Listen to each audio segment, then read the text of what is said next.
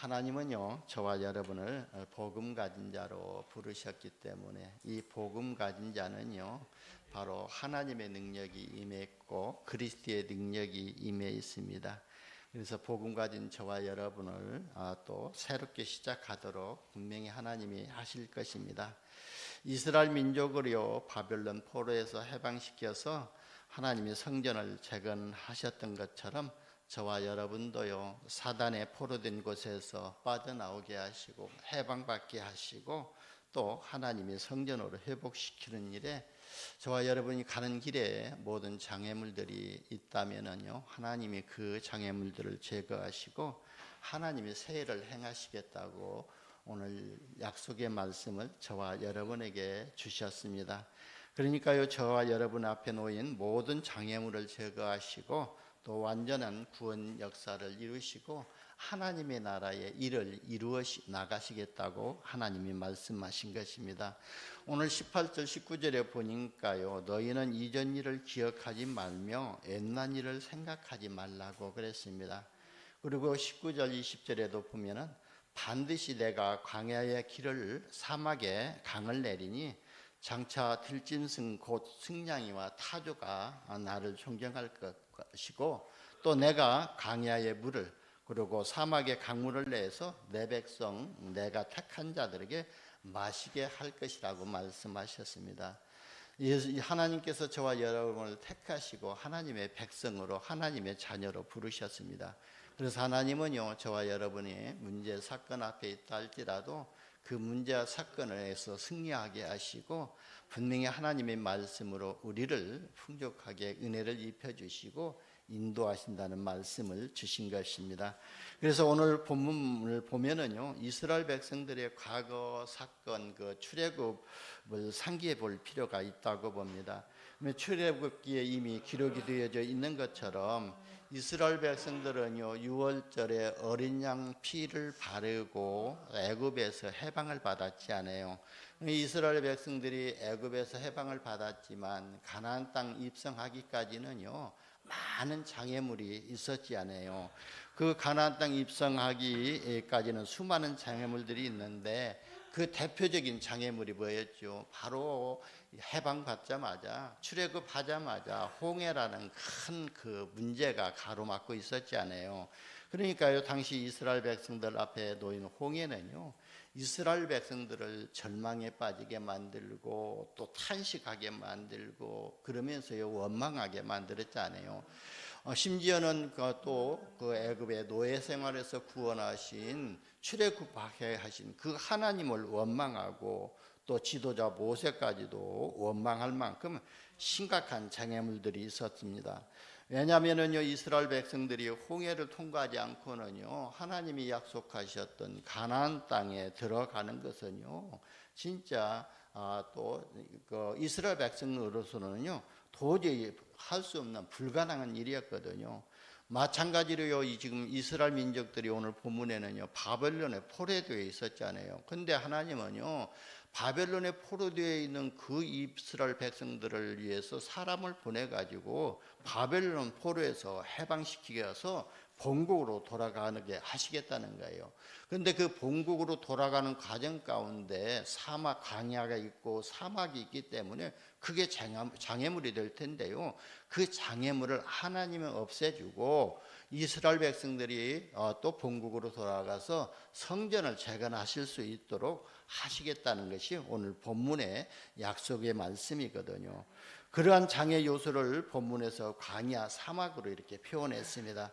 그런데 하나님은요 출애굽한 이스라엘 백성들이 홍해를 마른 땅처럼 건너게 하신 것처럼 바벨론 포로에서 해방될 이스라엘 백성들 앞에 놓인 모든 장애 요소들을 다 거둬주심으로써 이스라엘 백성들이 본국으로 형통하게 돌아갈 것을 오늘 해방의 메시지, 소망의 메시지, 기쁨의 메시지를 이렇게 이사야 선지자를 통해서 주신 것입니다. 그러니까 하나님께서요 구원받은 저와 여러분 또 하나님의 자녀에게 가는 이 순례자의 길을 가로막는 모든 장애물을 제거하시고 완전 구원을 이루시겠다고 약속하신 것입니다. 여러분 우리가 출애굽 여정을 보게 되면은요, 이스라엘 백성들이 출애굽해서 가나안 땅에 입성하는데요, 많은 장애물들이 있었지 않아요. 그 장애물들을 이스라엘 백성들이 제거한 것이 아니거든요. 다 하나님이 역사하셨잖아요. 홍해 앞에서요 하나님이 역사하셨고, 또 요단 앞에서 하나님이 또 그 요단을 가르시고, 또 여리고 앞에서 하나님이 요단성을 또 여리고를 무너뜨리시고 안악산지를 점령하고 이스라엘을 가나안을 완전히 또 정복하는 그 정복 전쟁에 승리하게 하셨던 것입니다. 그러니까요, 그리스도의 대속으로 말미암아 우리가 죄에서 해방을 받고 구원받은 저와 여러분의 앞길에 놓인 모든 장애물을 하나님께서 제거하시고 형통한 구원의 역사를 베풀어 주신다는 것을 오늘 본문을 통해서 우리가 영적으로 은혜를 받아야 될 줄 봅니다. 여러분, 이스라엘 백성들이 출애굽은 했지만 가나안 가는 여정을 보면은요, 아주 험난한 여정이었거든요. 저와 여러분의 구원 역사도 마찬가지라고 봅니다. 비록 죄에서 구속된 것은 사실이지만 그렇다고 해서 완전 구원에 이른 것은 아니거든요. 여러분, 우리가 완전 구원을 이루는 것은요, 우리가 천국에 들어가는 것이거든요. 그러니까요, 천국에 들어간다는 것은 우리 영이 하나님 앞에 가고 우리 영혼이 하나님 천국에 들어가는 것을 말하거든요. 그 한마디로 쉽게 말하면 우리 몸은 죽은 상태를 말하고 있거든요.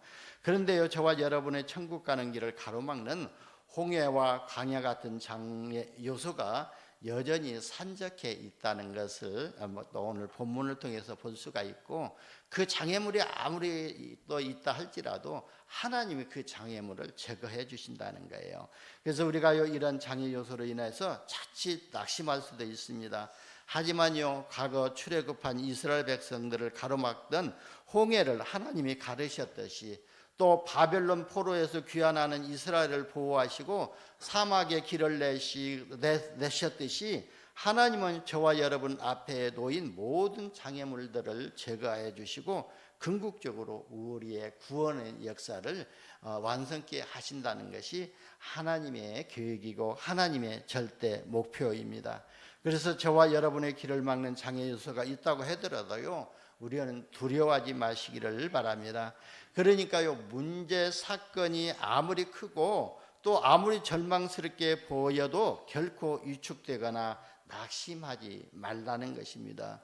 바로 이스라엘 백성들이요, 홍해 앞에서요 낙심하고 위축하고 그러면서요 하나님을 원망하고 모세를 원망했지 않아요. 그런데 출애굽의 지도자 모세를 보면 알 수가 있잖아요. 모세는요, 홍해라는 그 문제 앞에서 담대한 믿음을 가지고 하나님이 행하실 큰 일을 기대하면서 기도했잖아요. 그러면서요, 담대하게 이스라엘 백성들 앞에 선포했습니다. 너희는 가만히 서서 여호와께서 너희를 위하여 역사하시는 구원을 보라고 외쳤지 않아요. 그러니까 하나님께서 역사하셨습니다. 여러분, 하나님이 역사하시면은요, 절망의 강물 같은 그런 장애물들이요, 오히려 우리의 발판이 되어지게 될 줄 봅니다. 그러니까요, 하나님이 나와 함께 하시고 우리와 함께 하시고 모든 것에서 협력하여 선을 이루신다면은요, 오히려 문제 속에서 답을 찾아내게 되고, 그리고 내가 또 사람과 모든 문제 앞에서 갈등하게 되면은 그 갈등이 바로 나를 갱신하는 또 축복의 발판이 되어지고요. 그리고 위기를 만나게 되면은 오히려 그게 기회가 되어진다는 거예요. 그래서 오늘 또 장로님이 기도했던 것처럼 우리가 문제와 사건 앞에서 절망하고 낙심할 것이 아니라 진짜 그 문제와 사건 앞에서 나를 갱신할 수 있는 이런 인생의 전환점을 찾아내면 되거든요. 그래서 우리는요, 모든 문제를 전환점으로 바라보면 돼요. 전환점으로 바라보고 전환점으로 붙잡고 그 속에서 기도하면은요, 확실한 성령 인도 받는 답을 찾아낼 수가 있잖아요. 사도 바울이요, 아시아로 가려고 그렇게 기도했지만 아시아로 가는 길을 막았지 않아요.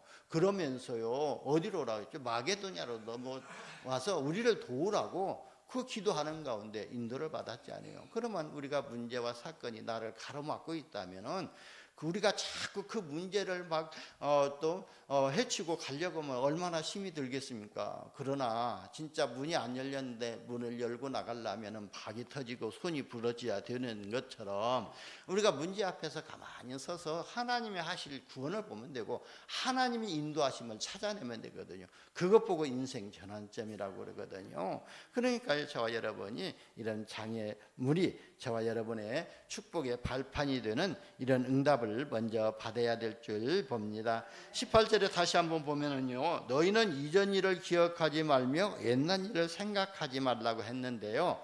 그러니까 이전 일을 기억하지 말라는 것은 바로 이스라엘 민족을 출애굽시켰던 그 일, 그 기적 같은 일을 기억하지 말라는 거예요. 이전에 있었던 출애굽의 구원 역사를 기억하면서 6월절의 구원의 은혜에 도취되어 있지 말고 그랬거든요. 너희가 지금 구원받은 것에 대해서 감사하고 감격해야 되지만 하나님께서는 너희 앞길에 너희 미래에 현실에 더 많은 새 일을 행하실 것이니까 거기에 도취되어 있지 말라는 거예요. 그리고요, 또 하나님이 행하실 새 일을 보라는 거예요.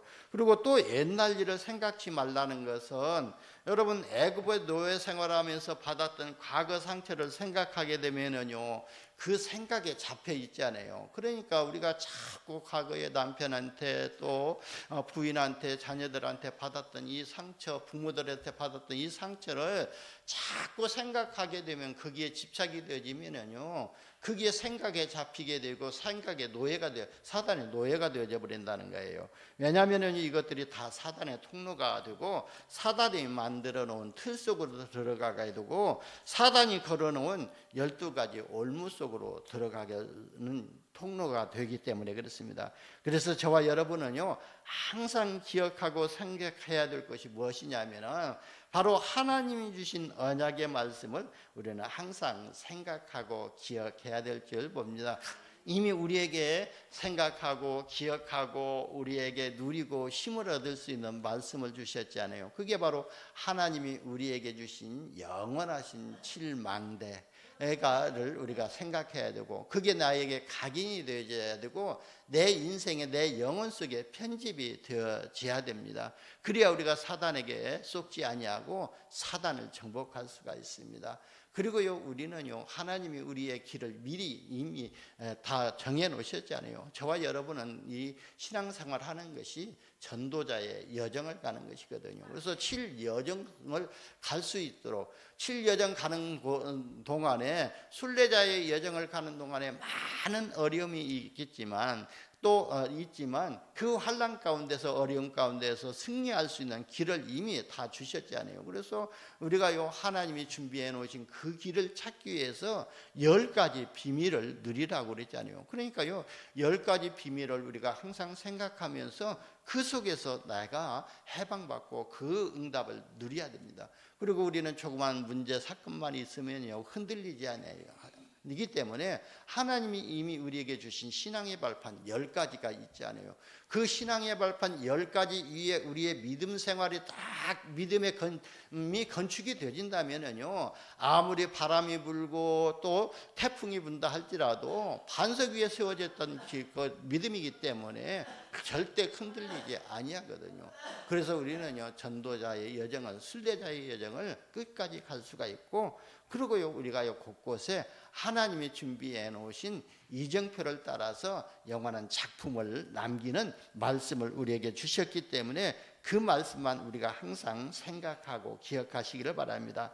왜냐하면요, 하나님의 말씀은요, 반드시 성취되기 때문에 그렇습니다. 그래서 성취될 하나님의 말씀을 붙잡아야 됩니다. 하나님께서 성취하실 말씀을 이미 성경을 통해서 저와 여러분에게 주셨다고 봅니다. 그래서 부활하신 주님께서도요, 바로 제자들을 찾아가셔서 너희는 모든 족속으로 제자를 삼아 아버지와 아들과 성령의 이름으로 세례를 베풀라고 약속하시면서 사명의 축복을 주시면서요, 뭐라고 하셨잖아요? 항상 세상 끝날까지 항상 너희와 함께 있겠다고 약속을 하셨습니다. 그리고요, 빌립보서 4장 19절에 보면은 하나님이 그리스도 예수 안에서 영광 가운데 그 풍성한 대로 너희 모든 쓸 것을 채우시겠다고 약속하셨거든요. 그러니까요, 우리가 좀 부족한다고 할지라도 하나님은 우리의 모든 쓸 것을 채우시는 하나님이시거든요. 그러니까요, 넘치지도 않게 하시고 꼭 쓰실 만큼만, 쓸 만큼만 하나님이 주신다는 거예요. 그렇다면은요, 하나님 나에게 왜 경제의 축복 안 주십니까 하고 원망할 것이 아니라, 하나님 나의 이 경제의 축복 받을 그릇이 이렇게 적습니까 하고 그릇을 넓히고 키우면 되거든요. 그래서 여러분 진짜 선교 경제를 회복하시기를 바랍니다. 그 전도 경제, 선교 경제를 회복하시고 렘넌트 경제를 회복하시고 교회 경제가 회복되어지는, 빛의 경제가 회복되어지는 이런 은혜를 받으시기를 바랍니다. 예레미야 33장 3절에도 보면은요, 너는 내게 부르짖으라 내가 내게 응답할 것인데, 내가 응답하는 것은 너희가 크고 은밀한 비밀이기 때문에 알지 못할 것이다. 그래서 우리 기도에 대해서 기도에 응답하실 것을 약속하셨잖아요. 그리고 마태복음 11장 28절에도 보면은 수고하고 무거운 짐진 자들아 다 내게로 오라 내가 너희를 쉬게 하리라 그랬습니다.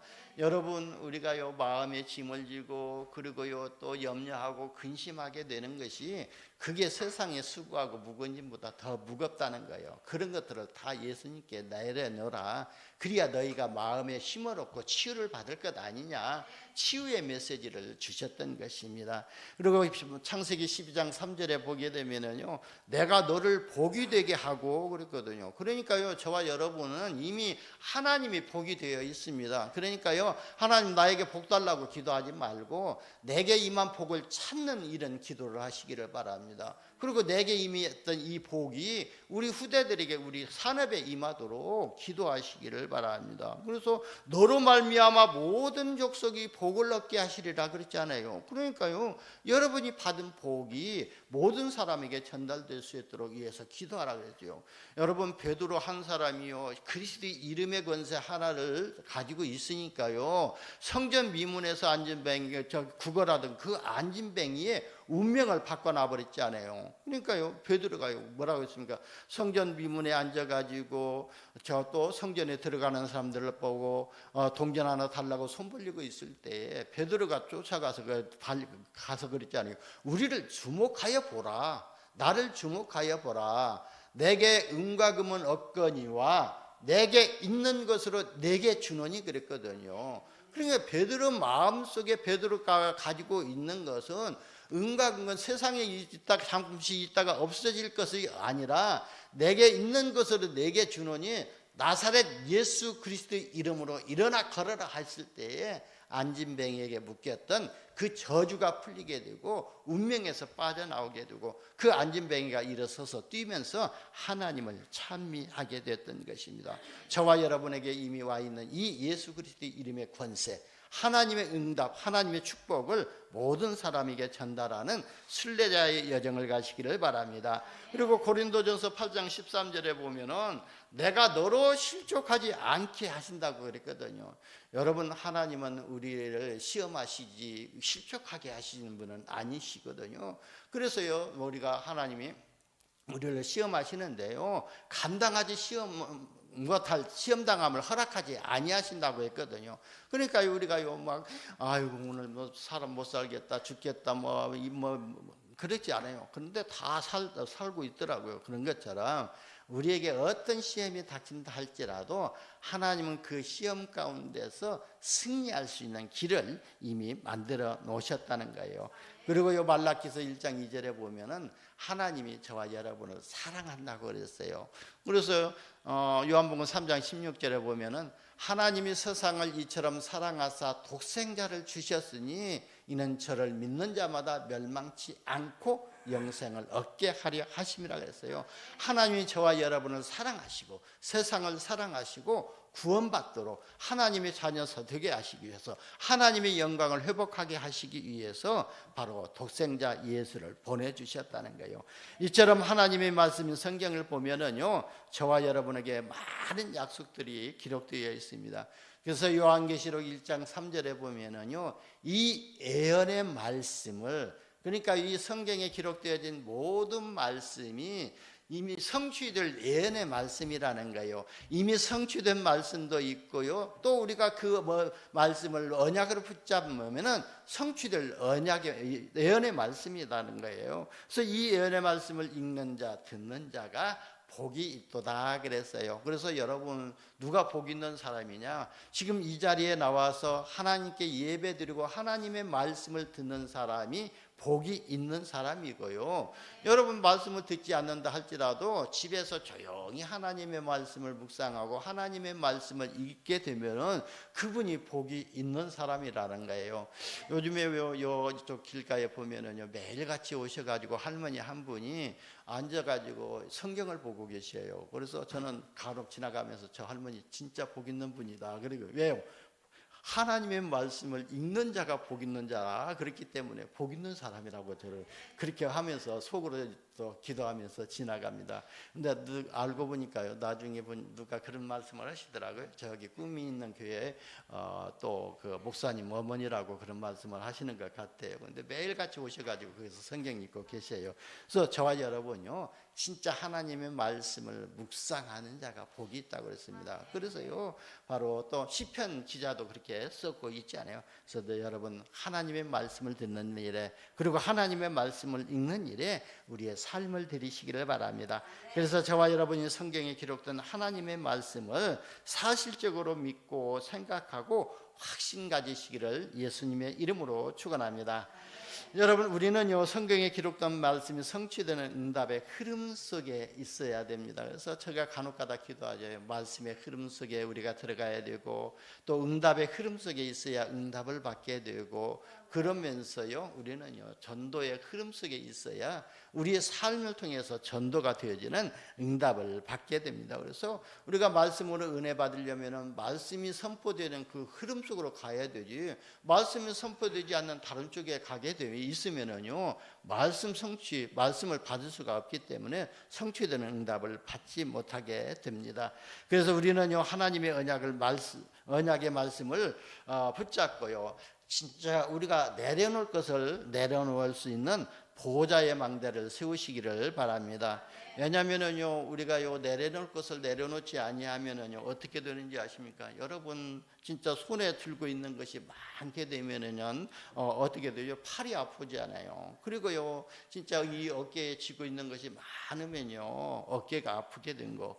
그리고 보는 것이 많게 되면은요, 눈이 아프잖아요. 그러면서요, 우리가 생각을 많이 하게 되면은 머리가 아프잖아요. 그래서 저도요, 간혹가다 이렇게 보면은요, 막 머리가 좀 아프다 할 때 보면은요, 그날 조금 많이 좀 생각을 하게 됐고, 또 깊이 생각하게 됐고, 그런데요, 또 혈압도 올라가더라고요. 그러고 보니까요. 그러면 머리가 아픈 것처럼 우리가 마음과 가슴에 품고 있는 것이 많으면요, 마음과 가슴이 아프게 됩니다. 그래서 내려놓아야 되거든요. 저는요, 우리 어머니를 볼 때에 참, 우리 어머님도 참 아버님한테 이렇게 또 악한 소리 못하고 아버님하고 다투지 않으시고 꼭 아버지 하시는 대로 다 하셨거든요. 그런데 그 가슴 속에는요, 엄청난 상처를 가지고 있었더라고요. 그러니까요, 그 마음에 얼마나 상처를 가지고 있었고, 또 마음에 그 한을 품었었는가. 그게 바로 또 가슴 앓피라고 그랬잖아요. 그전 어르신들 말들, 지금으로 말하면 그게 암이라고 생각하거든요. 그래서 그 어머니도 결국은 이렇게 또 암으로 돌아가셨지만, 감사하게도요, 예수 믿고 천국으로 가신 것이 너무나도 감사하더라고요. 그런데 그런 것처럼 우리가 마음속에, 가슴속에 품은 것이 많이 있으면은요, 가슴이 아프고 마음이 아픈 것입니다. 그래서 우리는요, 내려놓아야 되거든요. 그래서 예수님께서 다른 건 내려놓으라고 그랬잖아요. 그것이 아니라 수고하고 무거운 짐진 자들아, 너희가 마음에 품고 기도하지 아니하고 그걸 염려하고 근심하고 있는 것들을 다 내게로 내려놓으라 그랬습니다. 또 내려놓으라. 그리고 내가 너희를 쉬게 하리라 그랬습니다. 그러니까 참된 평안과 치유의 말씀을 주신 것입니다. 그래서 수고하고 무거운 짐을 다 예수님께 내려놓으시기를 예수님의 이름으로 축원합니다.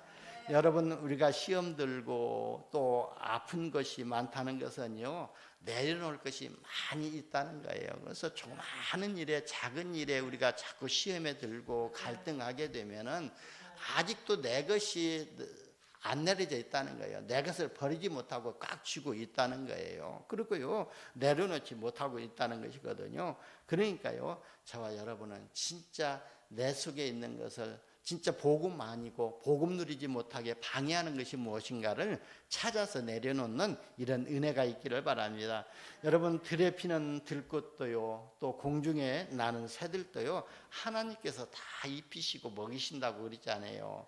그런데 저와 여러분은요, 들에 피는 꽃보다도 더 또 소중한 존재거든요. 그리고 공중에 나는 새들보다 더 소중한 하나님의 자녀입니다. 그래서 우리가 이거 하나님께 맡기면은요, 하나님의 나라의 비밀을 누리고 체험하는 이런 응답을 받게 됩니다. 오늘 본문에 보면은요, 저와 여러분이 하나님이 행하시는 새 역사를 누리고 받을 응답들을 오늘 19절에서 20절에 이렇게 말씀하셨잖아요. 보라, 내가 새 일을 행하리니 이제 나타낼 것이라 너희가 그것을 알지 못하겠느냐. 반드시 내가 광야의 길을 또 사막의 강을 내어 나의 백성 나의 택한 자로 마시게 할 것임이라 그랬습니다. 저와 여러분은요, 우리가 하나님을 택한 것이 아니라 하나님께서 저와 여러분을 먼저 택하셨다고 그랬어요. 먼저 택하셨는데 언제부터 택하셨냐 보면은 예레미야 1장 5절에도 보면은 너희 어머니 뱃속에 잉태되기 전에 내가 너를 택하였다고 그랬거든요. 그리고 네 뱃속 어머니 뱃속에서 나오기도 전에 너를 성별화해서 이방 나라의 선지자로 세우셨다고 말씀하셨거든요. 그러니까 하나님이 우리를 택하셨거든요. 그래서 나의 택한 백성, 나의 백성 내가 택한 자로 마시게 할 것입니다. 그랬어요. 그러면 하나님이 준비하신 모든 축복과 응답을 저와 여러분에게 주시겠다고 약속하신 것입니다. 여러분, 우리 인간의 방법으로는요, 광야의 큰 길과 사막의 강이 흐르게 할 수는 없습니다. 그러나 하나님께서 하나님의 백성을 위해서 택한 자로 마시도록 할 것을 약속하신 것입니다. 그러니까 인간의 능력으로는 불가능해 보이는 일을 행하시고 성취하시는 분이 바로 하나님이시라는 거예요. 여러분, 예수가 바로 그리스도가 하나님의 능력이고 하나님의 지혜라고 고린도전서 1장 24절에서 말씀하셨잖아요. 그러니까 하나님의 능력이 그리스도의 능력이라는 거예요. 그래서 저와 여러분이 그리스도의 능력으로 구원을 받게 되고 그 그리스도의 이름의 권세를 가지고 우리가 이 땅에서 승리하고 응답받고 예배의 축복을 누리게 되는 것입니다. 여러분, 예수 그리스도는요, 인간의 죄와 죽음의 권세에서 해방시키신 분이거든요. 그래서 오늘 본문 말씀처럼 이전 일을 기억하지 말고 예적 일을 생각지도 마시고 오직 새를 행하실 주님만 바라보고 나아가시기를 예수님의 이름으로 축원합니다. 첫 번째, 복음으로 새롭게 시작하려면요, 먼저 복음이 뿌리 내리도록 은혜를 받아야 됩니다.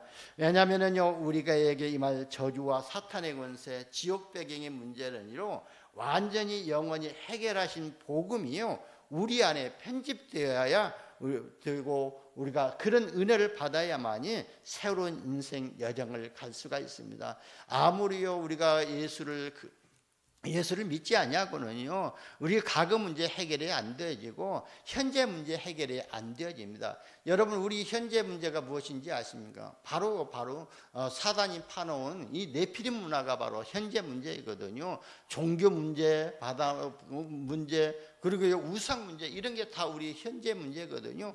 여기에서 합병받지 못하면은요, 새로운 인생 여정을 갈 수가 없는 겁니다. 여러분, 은혜란 하나님이 나와 함께 하심이 믿어지는 것이 은혜거든요.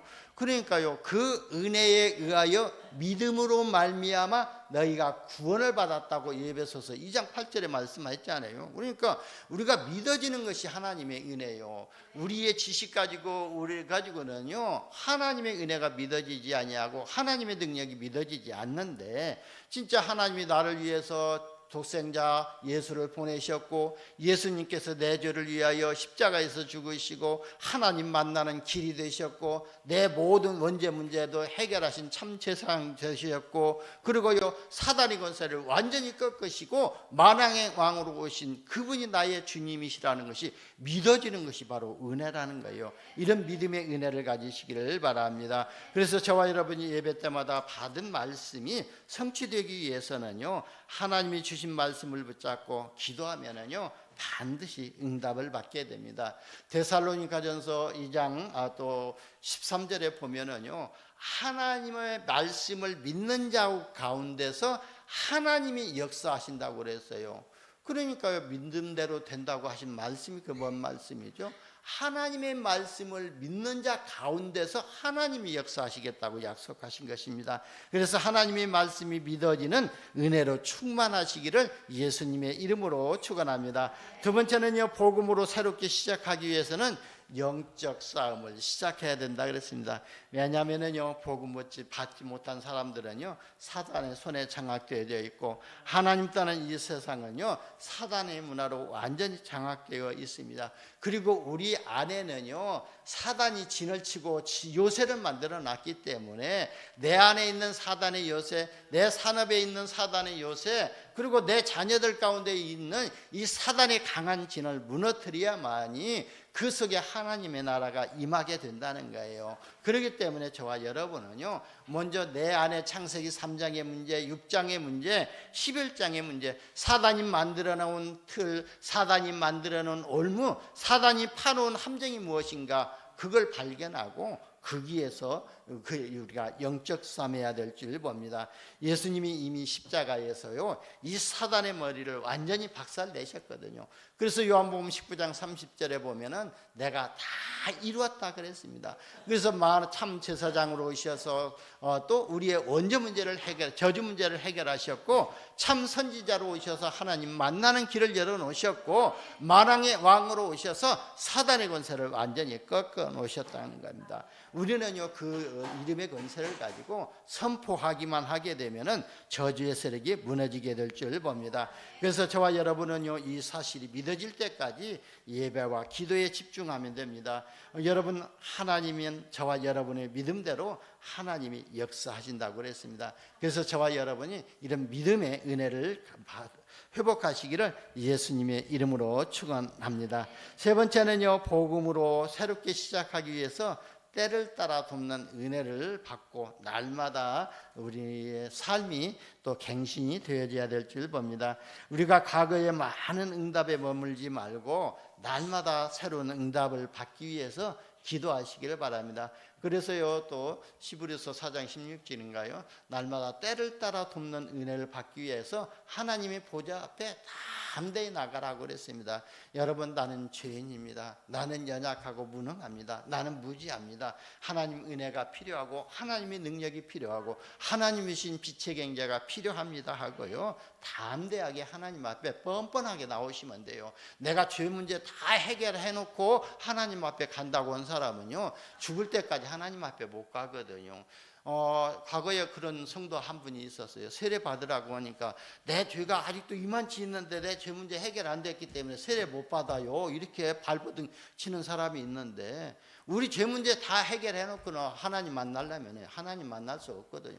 그래서 하나님께서 그리스도를 우리에게 보내주신 거예요. 우리는 그리스도로 말미암아 죄 사함을 받았잖아요. 모든 인간의 속성은 다 죄의 속성을 가지고 있기 때문에 죄를 질 수밖에 없거든요. 그래서 죄 안 짓는 사람이 복 있는 사람이라고 하지 않고 죄 사함을 받은 사람이 복 있는 사람이라고 말씀하셨잖아요. 우리의 죄 사함을 어떻게 받아요? 예수 그리스도를 통해서 죄 사함을 받아요. 죄 사함 받은 사람이 복 있는 사람이라고 했어요. 그래서 우리는요, 뻔뻔하게 나와서 예배하고 그리스도의 이름 붙잡기를 예수님의 이름으로 축원합니다. 그리고 과거 실패 낙심하지 말고 그리스도를 붙잡고 기도하시기를 바랍니다. 오늘 18절에도 그랬잖아요. 과거 옛날 일을 기억하지 말라. 그리고요, 과거 일을 기억하지 말라, 생각하지 말라고 그랬습니다. 그러니까요, 과거 상처에 매여 있지 말고 하나님이 우리에게 주신 신분의 축복과 미래에 대한 소망의 축복을 언약의 말씀으로 붙잡고 승리하시기를 바랍니다. 그래서 우리는요, 필요한 훈련 속으로 들어가는 은혜를 먼저 받아야 될 줄 봅니다. 여러분, 우리가 훈련 가는 것도요, 은혜가 있어야, 은혜를 먼저 받아야 훈련을 가게 되거든요. 근데 이게 두 가지가 똑같아요. 은혜를 받아야 훈련 가게 되고 또 우리가 훈련 속에 들어가야 은혜를 받지 않아요. 그러니까요, 여러분 이런 훈련이 있다고 했을 때 중직자 2237, 5000 정규 시대 그 훈련이 있지 않아요. 그러면 장로님들 우리 중직자분들 이런 훈련에 가기 위해서 먼저 기도해 보시기를 바랍니다. 그러면 하나님이 훈련 속에 들어갈 수 있도록 은혜를 먼저 입혀주시고 그 은혜 속에서 훈련 가게 되면 또 다른 또 하나님은 말씀으로 은혜를 주실 줄 봅니다. 그리고요 다음 6월 첫 주인가요? 우리 또 제주 중직자 이렇게 말씀 캠프가 있잖아요. 복등교에서 한 2시간 동안 있는데요. 그가 가서 말씀으로 은혜 받으시기 위해서 먼저 기도하시고 그 주일날 함께 우리 성도님들 다 같이 참석하셔가지고 은혜 받으시기를 바랍니다. 그래서 먼저 우리가 훈련 속에 들어가기 위해서 은혜를 사모하고 또 훈련 속에서 은혜 받기 위해서 이렇게 기도하시기를 바랍니다. 결론입니다. 복음으로 인생을 새롭게 시작하려면요 먼저 인본주의를 버리고 성령의 인도받는 확실한 답을 찾으라고 그랬습니다. 그래서 금년의 원단 메시지 중에서도 그러지 않아요. 너희는요 진짜 우리가 또 하나님 앞에 집중하는 시간 속에서 진짜 확실한 성령 인도받는 길을 찾으라고, 답을 찾아내라고 그랬잖아요. 그런 것처럼 우리는요 내 것을 내려놓고 내 틀을 내려놓고 내 루틴을 내려놓고 진짜 하나님이 인도하시는 길을 따라가야 될 줄 봅니다. 그래서 예수님께서 공생애 중에 제자들을 이스라엘의 여러 지방으로 또 여러 마을로 데리고 다니시면서 현장의 상황에 맞게 또 이렇게 비유로 해서 말씀하셨잖아요. 마태복음 13장에 보면은요 씨 뿌린 비유를 통해 가지고 바로 또 이렇게 또 복음을 설명했거든요. 여러분 진짜요 이 복음이요 옥토에 하나 복음의 씨가 옥토에 하나 떨어지게 되면요 10배, 30배, 100배, 60배, 100배의 열매를 맺는 것처럼 진짜 우리 렘넌트 한 사람 앞에 복음의 씨가 들어간다면요, 예를 들어서 우리 저와 여러분은 남은 자 렘넌트잖아요. 진짜 내 속에 복음의 씨가 담겨지면요 나를 통해서 또 다른 사람들이 복음 앞에 하나님 앞에 돌아오게 되고, 그러니까요 열매를 맺어지는데 한 사람이 맺었는데 10사람, 30사람, 60사람, 100사람이 열매를 맺는 전도자의 응답을 그 말씀하신 것입니다. 씨 뿌리는 비유에서. 그러니까 옥토에 떨어진 씨 하나가 진짜 열매를 맺게 되면 30배, 60배, 100배의 열매를 맺는 것처럼 저와 여러분은요 진짜 복음으로 은혜 받고 복음을 누리면서 생명 살리는 제자의 응답 속으로 들어가시기를 바랍니다. 그리고 계자씨가 아무리 작다 할지라도 그 속에 씨 주머니가 생기게 되면은요 또 작다 할지라도 그 나무가 자라게 되면 새들이 와서 깃들인다고 그랬잖아요. 그러면 우리 렘넌트들이요 아무리 어린아이 같다 할지라도 그 아이가 영적 서밋으로 세워지게 되면요 많은 사람들이 그 영적 서밋 렘넌트 앞에 가서 새로운 삶을 회복하게 되고 또 상담받게 되고 또 인생 미래를 이렇게 또 새롭게 설계할 수 있는 그런 은혜를 잊게 된다는 거예요. 그러니까 우리 렘넌트들이 작다고 우리가 소홀히 볼 것이 아니거든요. 렘넌트가 저는 언젠가 그랬잖아요. 우리 렘넌트가 한 지역이고 한 민족이고 한 나라가라고 그랬잖아요. 우리 렘넌트 한 사람이 바르게 세워지면요 한 지역이 복음화되어지고 민족이 복음화되어지고 237 나라 5천 영적이 복음화되어진다는 거예요. 우리 렘넌트뿐만 아니라 저와 여러분이 그렇다는 그런 인간이라는 거예요. 그런 믿음을 가지시고 승리하시기를 바랍니다. 그리고요 마태복음 16장 13절에도 20절에 보면 세상 사람들이 종교인들이 응답을 못 받고 있는 이유에 대해서 예수님이 말씀하셨잖아요. 그러니까 질문을 했어요. 제자들에게 세상 사람들이 나를 누구라 하느냐. 그러니까요 세상 제자들이 대답하지 않아요. 세례 요한 같다고도 하고 때로는 또 엘리야 같기도 하다고 하고 또 에레미야 같다고 하고 그러지 않아요. 그러니까 예수님이 또 다시 한번 질문하잖아요. 그러면 너희는 나를 누구라 하느냐 이렇게 질문하니까 베드로가 그랬잖아요. 주는 그리스도시요 살아계신 하나님의 아들이시라고 고백했습니다. 여러분, 세상의 종교인들은요 그리스도를 대충 알고 대강 예수하고 있거든요. 그러니까 예배 드릴 때도요 그리스도가 대충 예수, 대강 예수로 각인되어 있기 때문에 대충 예배 드리고 대충 말씀 듣고 가요. 그러면 응답받지 못한다는 거예요. 그리고 우리가 종교적으로 신비적으로 율법적으로 예수 믿는다고 믿음 생활한다고 하면은 그게 오히려 우리의 올무가 되어지고 그게 오히려 우리가 얽매인다고 그랬거든요. 그렇기 때문에 저와 여러분에게 예수님은 지금도 질문하십니다. 너는 나를 누구라 생각하느냐? 네가 나를 대강 예수로 알고 있느냐? 네가 바로 나를 종교 대상자로 알고 있느냐? 내가 너를 또 너의 병을 치료해 줄 수 있는 이런 신비 대상자로 알고 있느냐? 그렇게 질문하고 있는 거예요. 그때요 우리는 고백을 담대하게 해야 될 줄 봅니다. 주는 그리스도시요 살아계신 하나님의 아들이시라고 고백해야 될 줄 봅니다. 베드로가 그 고백했는데요 그 현장에서 바로 반석 같은 교회가 세워졌잖아요. 그러면 저와 여러분이 이 시간에 주는 그리스도의 살아계신 하나님의 아들이시라고 고백하는 이 시간 우리에게 뭐가 세워진다고요? 반석 같은 교회로 세워지고 음부의 권세가 이기지 못하는, 사단의 권세가 이기지 못하는, 죽음의 권세가 이기지 못하는 그 권세가 우리에게 오게 되고 천국 열쇠가 주어질 줄 믿습니다. 천국 열쇠가 주어졌다는 것은요 우리는요 아무 때라도 천국에 갈 수가 있다는 거예요. 천국에 갈 수 있다는 것뿐만 아니라 바로 천국 열쇠가 되는 하나님의 응답의 열쇠가 되는 그리스도의 이름의 권세를 우리가 받았다는 거예요. 우리가 기도할 때 그리스도의 이름의 권세를 가지고 기도하잖아요. 그리스도의 이름의 권세를 가지고 기도할 때에 흑암이 무너지고 하나님이 들으시고 하나님이 응답하실 줄 믿습니다. 그리고요 저와 여러분은요 우리 장로님이 기도했던 것처럼 오직 예수, 오직 하나님 나라, 오직 성령 충만의 유일성의 답을 우리가 찾아야 될 줄 봅니다. 그래서 모든 족속 땅 끝까지 가서 제자 삼는 전도자의 여정을 가시면서 237 나라 5천 종족 복음화를 마음에 담고 기도하시기를 예수님의 이름으로 축원합니다. 기도합니다. 하나님 감사합니다. 우리에게 참된 복음 주시고 이 복음의 비밀을 누리면서 땅 끝까지 제자 삼는 전도자의 여정을 가게 하시니 감사합니다. 우리가 가는 모든 곳에서 하나님이 준비해 놓으신 보좌의 이정표를 세우게 하여 주옵소서. 우리 구주 예수님의 이름으로 기도드리옵나이다. 아멘.